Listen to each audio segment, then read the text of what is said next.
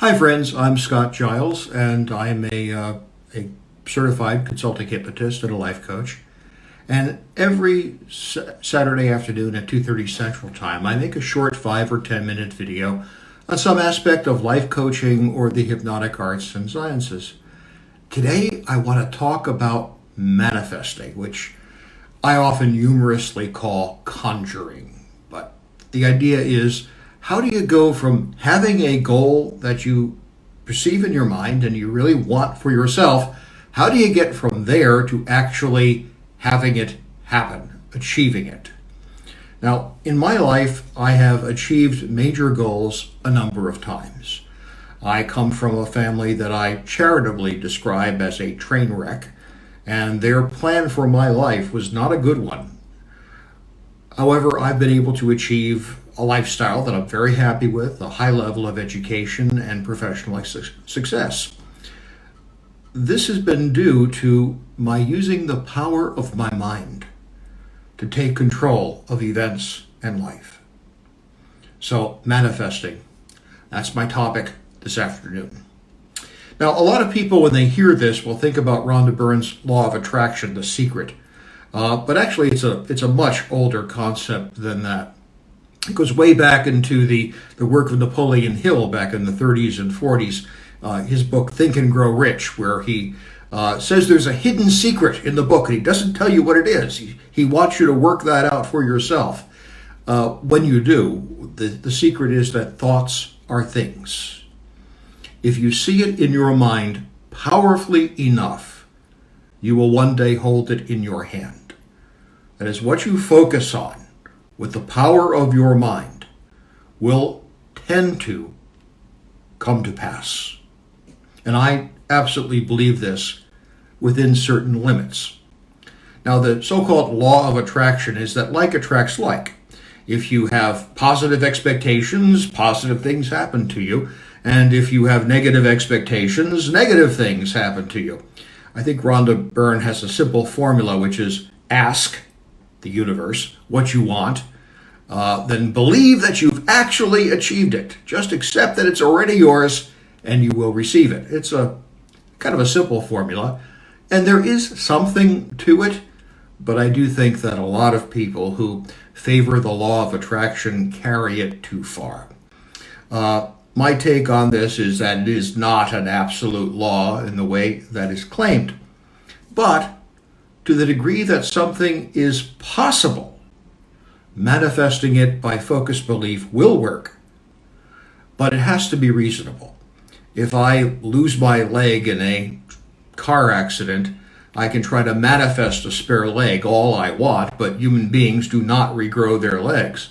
I'm a man in his late 60s with some health problems. Manifesting being a quarterback at a pro football team is not going to happen. So there are limits, and we have to be practical about them. Now, over the years, both as a parish minister, a pastoral counseling professional, and of course as a hypnotist and life coach, I've seen many people who have put their absolute trust in this idea of manifesting according to directed belief.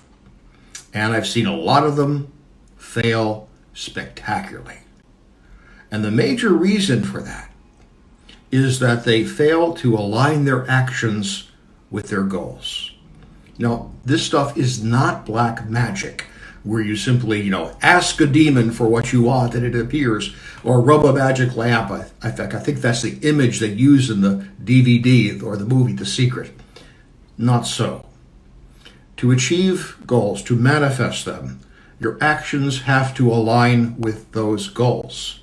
This is not something that you can just expect to receive without action. If you want to be a successful hypnotist, you got to train in hypnotism. And then you got to study people who have been successful and kind of model what they do. A lot of people just don't get this. They sit in their rooms or in meditation, and they manifest, and nothing ever happens because they're not acting. They're not taking steps to see that what they manifest comes true. There's a wonderful quote. I've not been able to track down the source. It's been variously attributed to Ben Franklin, Thomas Jefferson, and others.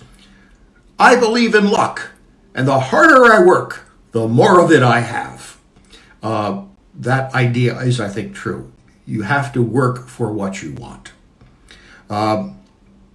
Some people will ask that. When I decided to move from parish ministry into community ministry, which is what my practice of hypnotism and life coaching actually is, there were a lot of people who were very surprised that I both did it and that I was successful at it. What they don't know is that I had always wanted to do this from the time I was training. But in my denomination, you needed the permission at the time of the Department of Ministry. And the Department of Ministry wouldn't give me that permission. They wanted me to serve churches. So I did that for 13 years. But then in 1991, the denominational rules changed, and I could make the jump without anyone telling me that I couldn't, and I did.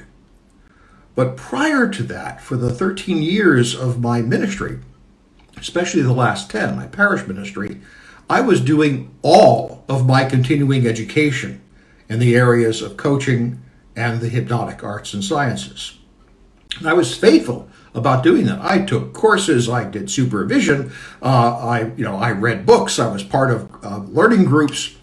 So when I made the jump, I had all the training. All I had to do was to just sit for the exams to get the credentials, and I did, and I passed all the exams on first try. And I already had a referral network, and so that worked for me.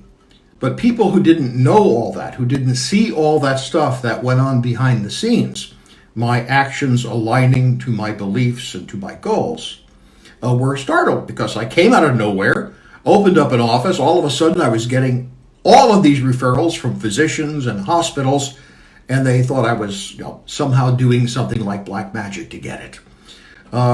Lindsay and I often joke that I was an overnight success after 10 years of hard work. It's just that the hard work, the actions aligned with my goals, were not visible to others.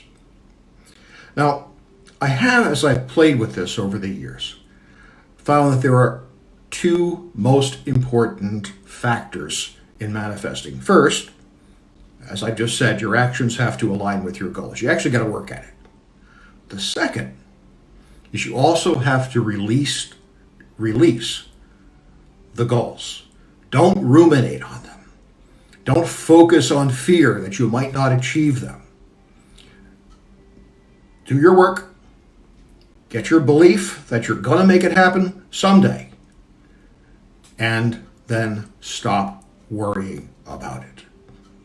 And in some forms of Renaissance magic, in fact, this was often called abandoning the lust for results. Well, what it means is you don't keep on worrying about what you've done.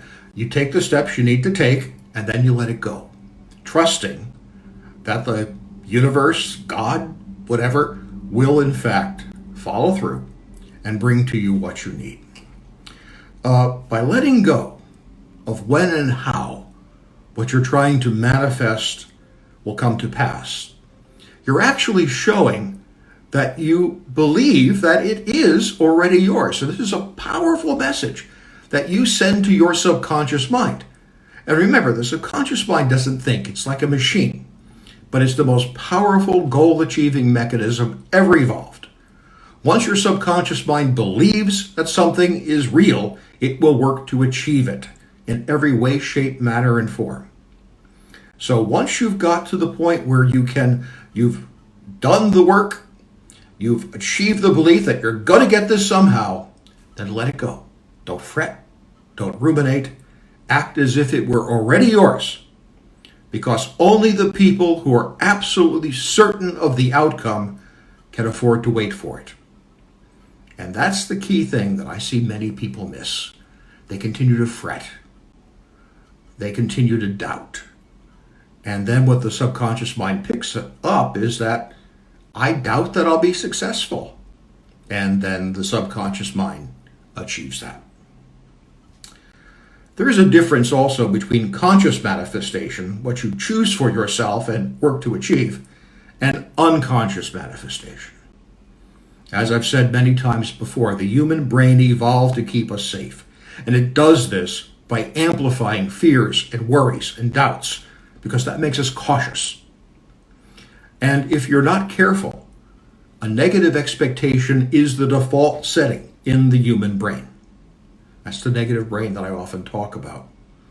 And if you don't practice a discipline to consciously manifest what you do want in a positive sense, your negative brain will give you a negative expectation and you will manifest that unconsciously.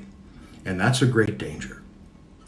All of us need to pay attention to our lives, to our goals, to how our timeline is unfolding over time. And we need to curate that.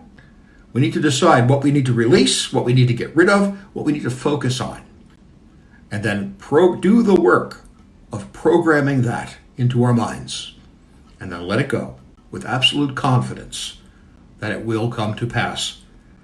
And while that's not a guarantee, to a surprisingly large number of times, it will come to pass. That's my personal testimony. Thank you for your time and attention today. I will be back next Saturday at 2:30 Central Time with another one of these talks. And what I'm going to talk about then is the power and the danger of psychological testing, whether given by a licensed psychologist or something you do on Facebook. Tune in if you have an interest. As always, if I can be of help to you as a life coach or as a consulting hypnotist, please feel free to reach out to me through the internet. When I edit this video for posting on Facebook or my YouTube channel, there will be a slide at the end of it which will show you my website. And I'm always available by email or messenger. Take care. Have a great day.